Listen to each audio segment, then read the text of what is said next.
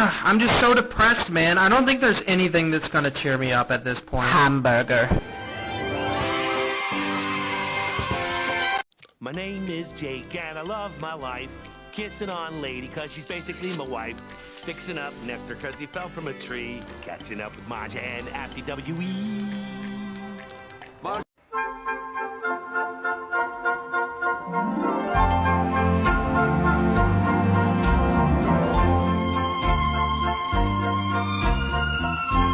Making dye room decor until my room is full day free. Forgot to record painting. Alien trash can. Follow for more.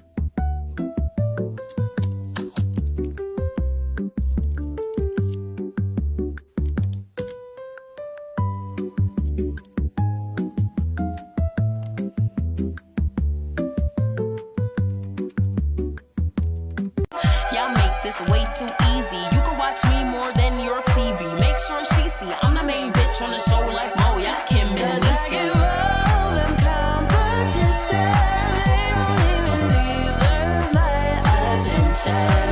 And she can leave before her entrance. I don't give a fuck about none of y'all bitches.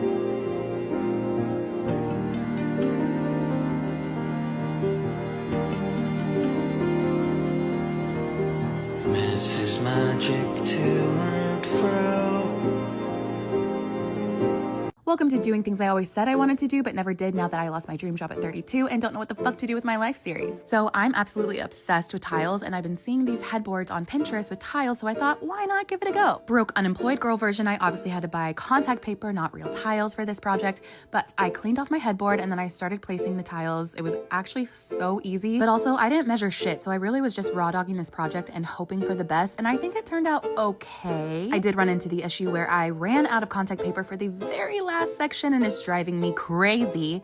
Also, y'all did point out that it is crooked. Yes, I knew it was crooked from the moment I did it. So I did fix it today. However, the way I put my headboard together, there's a little gap, so I think it's always kind of gonna look crooked, but overall, I think it looks much better. And yes, I will be fixing that blank spot eventually.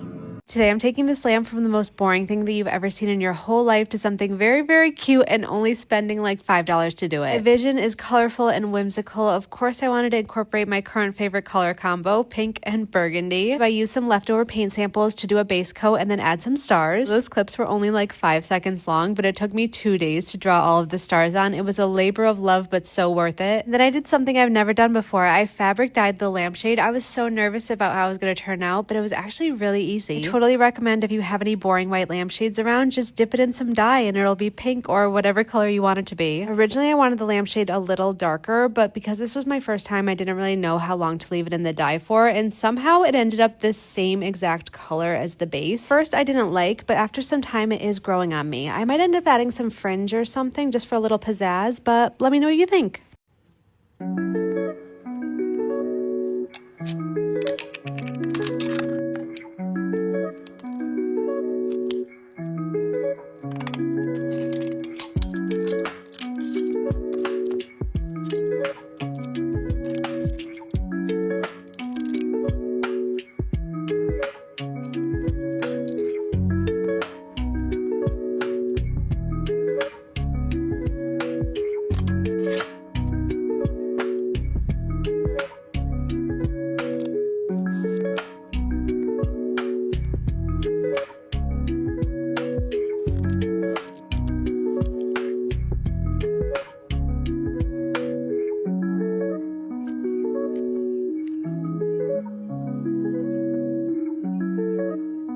How to have a cool room.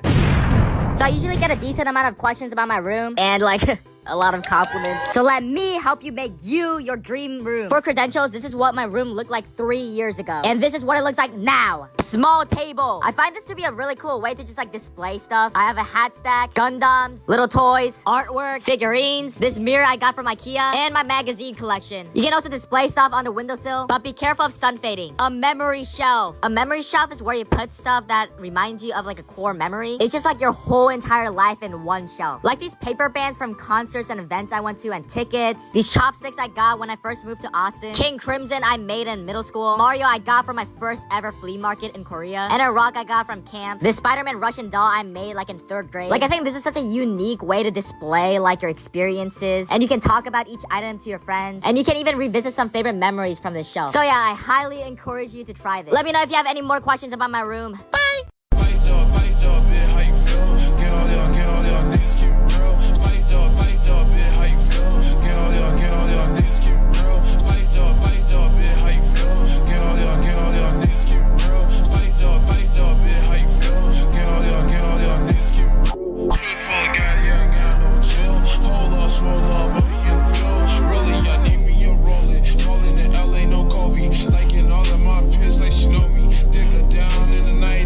In the morning, I'm yawning. Hey, feeling like $100 bill.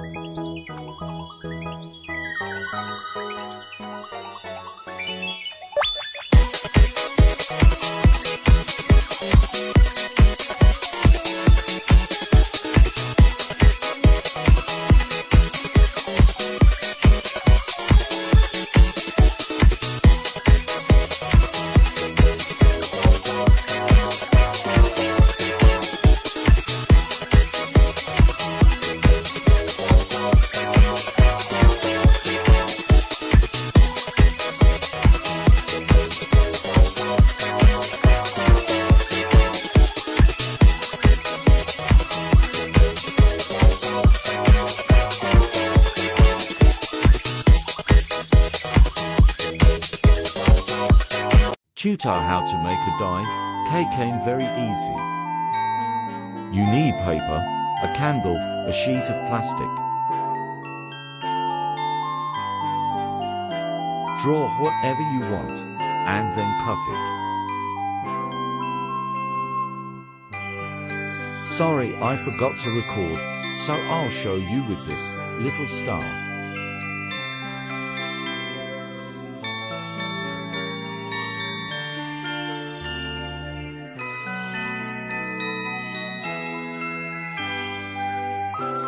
Then make a hole in it. I'm using this paper cutter.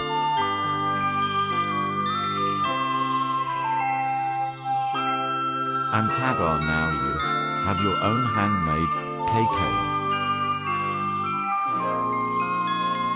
Enjoy.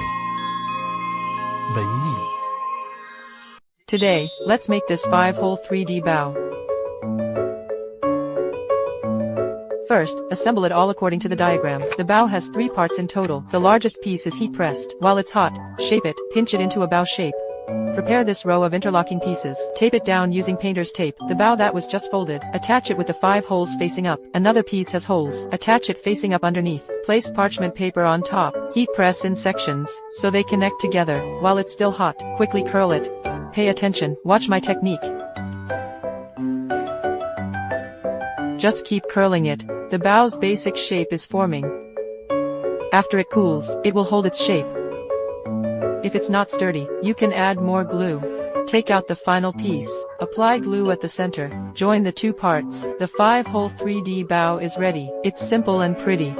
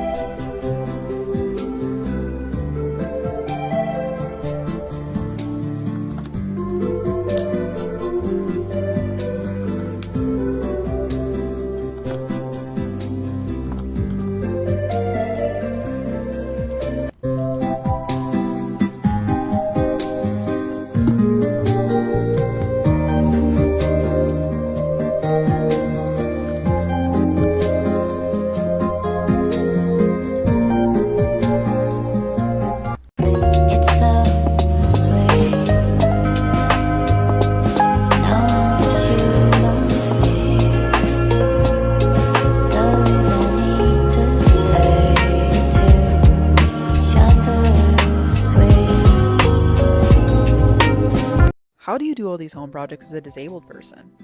Let me preface by saying that disability is a wide spectrum. Autism and ADHD particularly give me issues with executive dysfunction that make starting and finishing tasks a little more difficult. My hypermobile EDS means I'm in chronic pain at most times. Physical labor especially can cause flare-ups. So how do I do it? 1. planning and breaking down tasks. One of the most daunting things for me is quite literally just starting a task that seems too big, so I divide it up as small as I can. Instead of just update the bathroom, it's gather some inspiration, pick the paint swatches, mock it up, search for a new bathroom rug, paint the walls, paint the cabinets, and so on. Every check gives me a little hit of dopamine, and I map all this out on my project software tool to track. And most importantly, 2. I'm realistic about my time and capabilities. I know I can't do manual labor for longer than a couple of hours without consequences, so I don't. I take several days to paint a small space. I'm in no rush to complete anything. I'm 5 years into home renovations and still haven't finished, and that's okay. I also probably have more time to give to these projects than a lot of you as someone who works from home and works less hours. Number 3. I'm motivated by my special interest. Art and design is one of my oldest spins, and that has a big factor on how much energy and time I'm willing to give to home projects compared to things I don't care about. And in typical ADHD fashion, I definitely rev my hyperfixations for home projects, which means I sometimes overdo it. Like that time I thought I could paint the entire outside of my 2-story house on my own. Yeah, it took me 3 whole months, I still haven't painted one wall, and I did new projects for almost a year after. Bye, friends. I made this little Simpson-themed Duff cabinet knob to match my kitchen, and I think it turned out so cute. I started out by warming up my clay, and then I picked some colors that I don't use very often because I'm going to paint it anyway. And then I started molding it. While it was baking, I wanted to do another knob, and I wanted it to look like those sugar cookies. So I made a round piece, and then I got a little bit more clay to do the icing. And I was jumping back and forth between these two. So while the sugar cookie was baking, that's when I started using my little paint pens to put the design on there. I ended up getting the blow dryer to make the paint dry faster because I wanted to do a second coat to make it pop. And when that gray was dry, I went in with a metallic silver to make it look more like a can. I decided to go with like a deep pink icing just because I thought that color was so pretty. I did 2 different kinds of sprinkles and I held those on with some resin. The hardest part of the Duff knob was doing the outlines and the writing because it's so small. My hand was almost like shaking. I was having to use my pinky to like stabilize myself. I know the handwriting's not perfectly matched, but I still think it turned out pretty good. I sealed them in to give them like a glossy look, and when I showed my husband the sugar cookie, he thought it was real. He wanted to eat it. But I think both of them match my kitchen perfectly.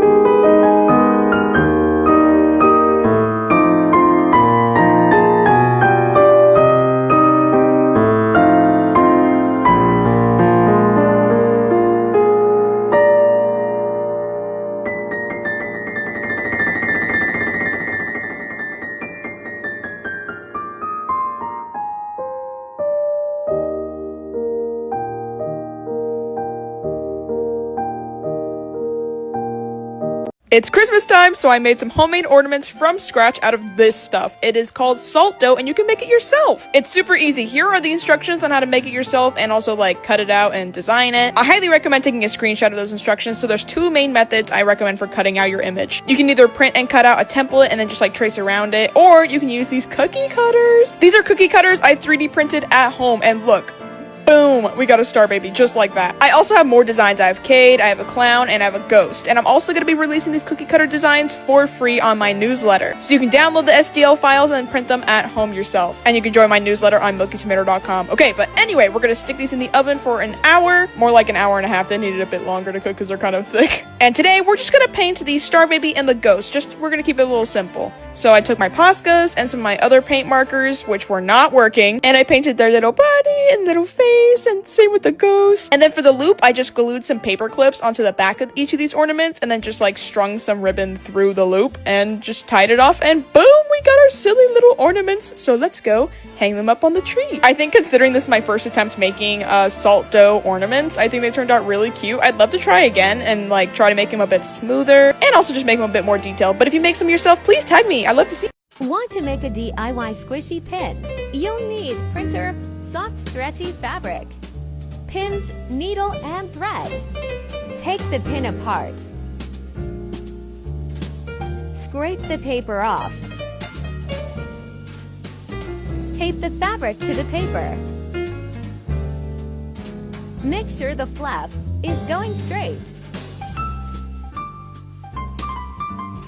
I used my scanner to scan the paper to get the size of the pin and the fabric, but you could also take a picture. I used an A4 canvas on Canva. You can use whatever editing app you want.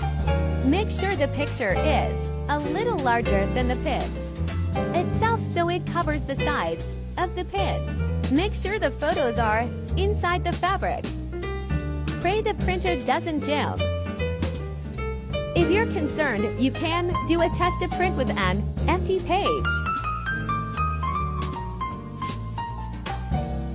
Born safely. Cut it out. So a running stitch around the area of the picture. Make sure it's a little off the picture. Put the stuffing inside and pull taut.